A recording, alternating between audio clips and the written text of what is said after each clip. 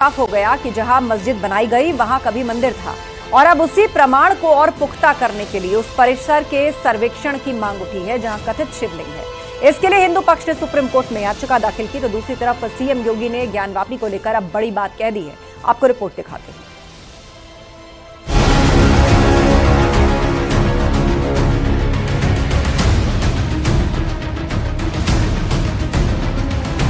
हिंदू मंदिर के खंबे थे, उनको दोबारा इस्तेमाल किया गया कुछ मॉडिफिकेशन करके।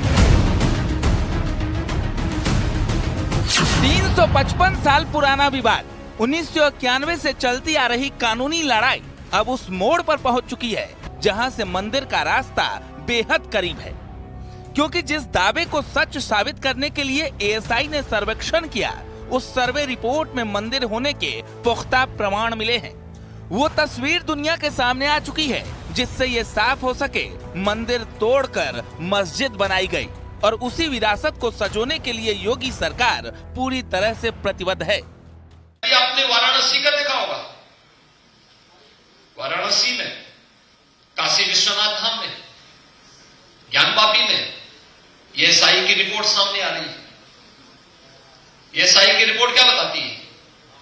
बहुत कुछ आपके सामने उदाहरण प्रस्तुत करता है, लेकिन उस विरासत पर जो प्रधानमंत्री मोदी जी ने आजादी के अमृत महोत्सव वर्ष के समय आपको उपलब्ध कराया था, यानी जिस तरह अयोध्या में राम मंदिर का रास्ता साफ हुआ, कुछ उसी तरह ज्ञानवापी में शिव मंदिर को वापस से स्थापित करने की लड़ाई में एक और मांग हुई है। वो मांग है कथित शिवलिंग के सर्वे की। कथित शिवलिंग के सर्वे की मांग की याचिका दाखिल की गई। सुप्रीम कोर्ट में ये याचिका दाखिल की गई है। बिना नुकसान पहुंचाए सर्वे की याचिका दाखिल हुई है। वैज्ञानिक सर्वे के लिए एएसआई को आदेश देने की मांग की गई है। हिंदू पक्ष ने वजू खाने का सर्वे कराने की मांग की है। हिंदू पक्ष ने आदि विश्वेश्वर के होने का दावा किया है।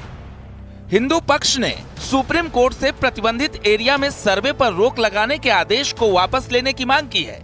अर्जी में कृत्रिम दीवारों से सील किए गए वाराणसी मस्जिद के 10 तहखानों को खोलने और एएसआई से सर्वेक्षण की इजाजत देने की मांग की गई है।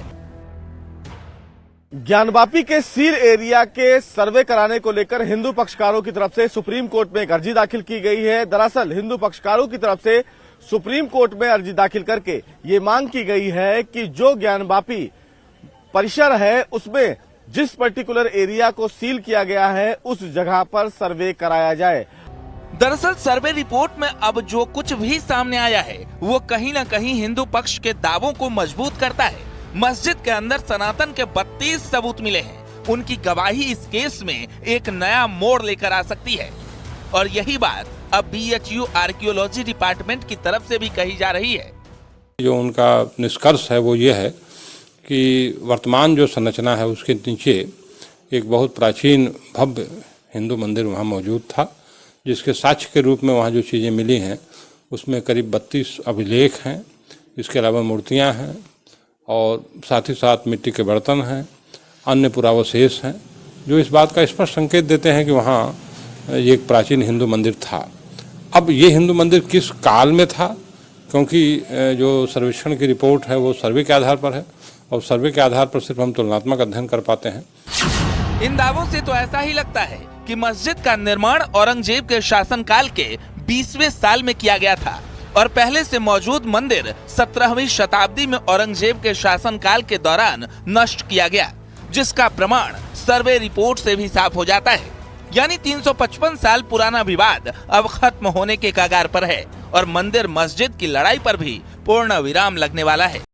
Bureau report, news 18।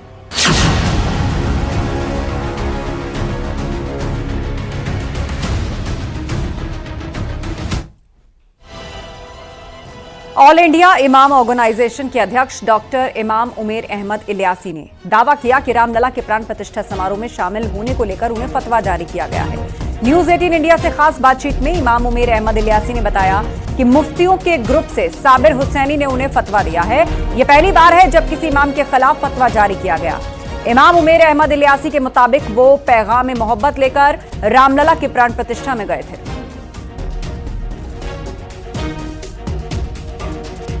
का फतवा आपके खिलाफ निकला है और आपने प्राण प्रतिष्ठा में 22 जनवरी को हिस्सा लिया। उसमें आपने कहा था कि सबसे बड़ा जो मजहब है वो इंसानियत है। तमाम बातें आपने वहाँ पर कही और अब कहा जा रहा है कि फतवा आपके खिलाफ निकाला गया है। मैं प्राण प्रतिष्ठा में जो गया था और बहुत सोच समझकर मैंने ये फैसला लिया था। मेरी जिंदगी का ये सबसे बड़ा फैसला था। मैंने बहुत विचार करने के बाद मुझे लगा कि मुझे जाना चाहिए देश हित में। ऐसे ही ये खबर तमाम चैनलों पर, तमाम सोशल मीडिया पर ये वायरल होनी शुरू हुई कि चीफ इमाम साहब वहाँ पहुँचे और उन्होंने प्राण प्रतिष्ठा में हिस्सा लिया। तो मेरे खिलाफ देश भर में और देश के बाहर में सोशल मीडिया के माध्यम से, फेसबुक ग्रुप्स के माध्यम से, मेरे फ़ोन के ऊपर लगातार उस दिन से तमाम बहुत नफ़रत फैलाने का काम चल रहा है। हुसैनी क्लासेस मुफ्तियों का एक बड़ा इंस्टीट्यूट है, उसकी तरफ से मेरे ख़िलाफ़ फतवा जारी किया गया और वो फतवे में जिस तरह से जो उसमें मुझे जो डिक्लेयर किया है, ये भारत में अफसोस की बात यह है कि पहली मर्तबा किसी इमाम और चीफ इमाम के ख़िलाफ़ फतवा जारी हुआ है। लेकिन मैं उनको ये पैगाम देना चाहता हूँ कि मैंने कोई गलत नहीं किया, न मैं माफ़ी मांगूंगा, न मैंने मांगी, न मैं मांगूंगा, न मैं गलत किया है, न मैं इसके लिए कोई अपने आप को शर्मिंदा हूँ। और उत्तराखंड से जुड़ी बड़ी खबर सामने आई है। उत्तराखंड में जल्द ही यूनिफॉर्म सिविल कोड यानी यूसीसी लागू होगा। धामी सरकार विधानसभा सत्र में यूसीसी विधेयक लाएगी। 2 फरवरी को कमेटी राज्य सरकार को ड्राफ्ट सौंपेगी। सीएम पुष्कर सिंह धामी का इस मुद्दे पर बयान भी सामने आया है। उन्होंने कहा कि सरकार यूसीसी लागू करने के लिए प्रतिबद्ध है। रोगम शोकम तापम पापम अल्लाहु अकबर अल्लाह कि हम यूनिफॉर्म सिविल कोड को लाएं। लोकतंत्र हमारा स्पिरिट है।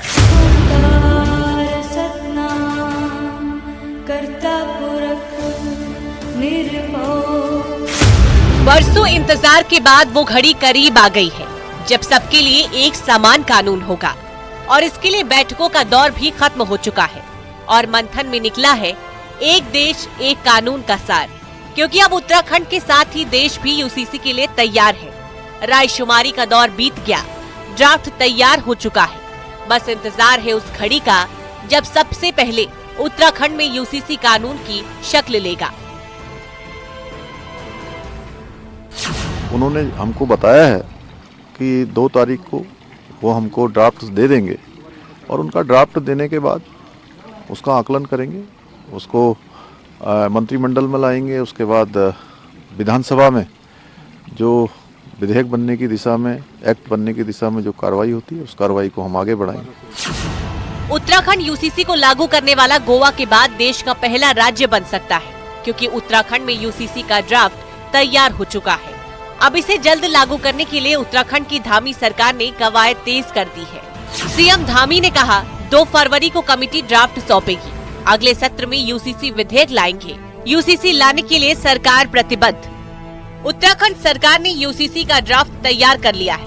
150 से ज्यादा जगहों पर बैठक और संगठनों से सुझाव के आधार पर वो मसौदा तैयार किया गया है, जिसमें यूनिफॉर्म सिविल कोड की ABCD है, जैसे कि बहुविवाह पर सख्त कार्रवाई की सिफारिश की है, शादी के लिए लड़कियों की उम्र सीमा बढ़ने की बात, शादी का रजिस्ट्रेशन अनिवार्य कर दिया जाएगा, पति पत्नी को तलाक का कानूनी अधिकार होगा, पिता की संपत्ति में बेटे बेटियों को बराबर का हक मिलेगा।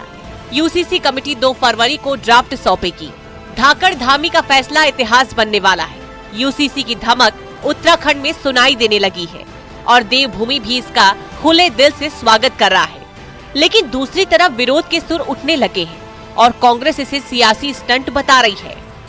क्योंकि विधानसभा का जब चुनाव हो रहा था तो भारतीय जनता पार्टी के चुनावी घोषणा पत्र में यूसीसी का जिक्र नहीं था, लेकिन जब चुनाव चल रहा था और भाजपा को लगा कि वो चुनाव हार सकती है, इसलिए उन्होंने यूसीसी का जिक्र किया है।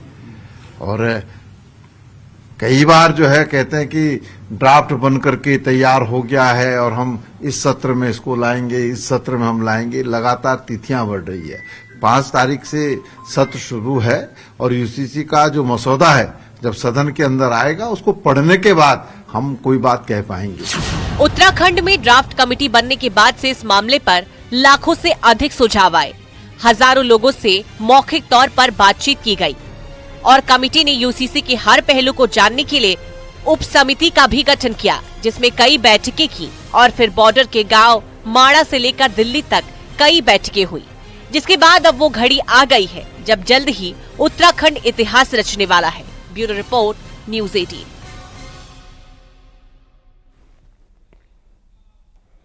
नीतीश कुमार के लिए विश्वासघात वाले बयान पर अखिलेश यादव चौतरफा घिर चुके हैं। अनुप्रिया पटेल ने अखिलेश यादव पर निशाना साधते हुए कहा कि समाजवादी पार्टी ने बेनी प्रसाद वर्मा के साथ क्या साजिश रची और मायावती के साथ क्या क्या षड्यंत्र किए, ये हर कोई जानता है।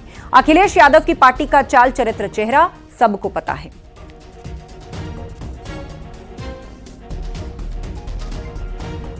पूजनीय बाबू बेनी प्रसाद वर्मा जी हमारे साथ नहीं है, उनके साथ क्या किया? उनको मुख्यमंत्री बनने से रोकने के लिए कौन सा षड्यंत्र नहीं किया? आदरणीय बहन मायावती जी के साथ षड्यंत्र नहीं किया? सब जानते हैं, पूरा उत्तर प्रदेश, पूरा देश जानता है। ये समाजवादी पार्टी के नेताओं का चाल चरित्र चेहरा किसी से छिपा नहीं है। विश्वासघात की बातें इनके मुंह से शोभा नहीं देती। केंद्रीय मंत्री रामदास अठावले ने नीतीश कुमार का बचाव करते हुए कहा कि नीतीश कुमार पलटू राम नहीं है। नीतीश कुमार के एनडीए में आने से एनडीए और मजबूत होगा और ममता बनर्जी और मायावती के अकेले चुनाव लड़ने से इंडी गठबंधन कमजोर होगा।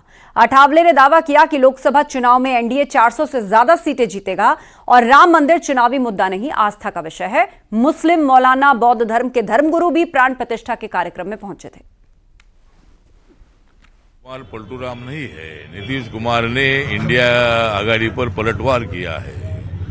मतलब नीतीश कुमार ने किया है इंडिया आघाड़ी पर पलटवार, क्योंकि उनके शब्दों में थी धार और वो मतलब माननीय नरेंद्र मोदी जी के नेतृत्व में एनडीए के साथ आए हैं और इंडिया आघाड़ी को बहुत बड़ा धक्का बैठा है। तो लड़ाई करने वाला कोई भी हमारे सामने नहीं है। अभी आदरणीय मायावती जी अकेली लड़ रही है और अखिलेश यादव जी तो बड़ी बड़ी बातें करते हैं और यहाँ मतलब पिछड़ा दलित और अल्पसंख्यक इकट्ठ आएंगे तो हम जीतेंगे, ऐसा उनका कहना है। तो मतलब पिछड़ा और दलित और अल्पसंख्यक सब लोग हमारे साथ है, हमारे साथ मैक्सिमम लोग है। तो इसीलिए उनका खाली फार्मूला जो है, फार्मूले से उनको कोई जीत मिलने वाली नहीं है।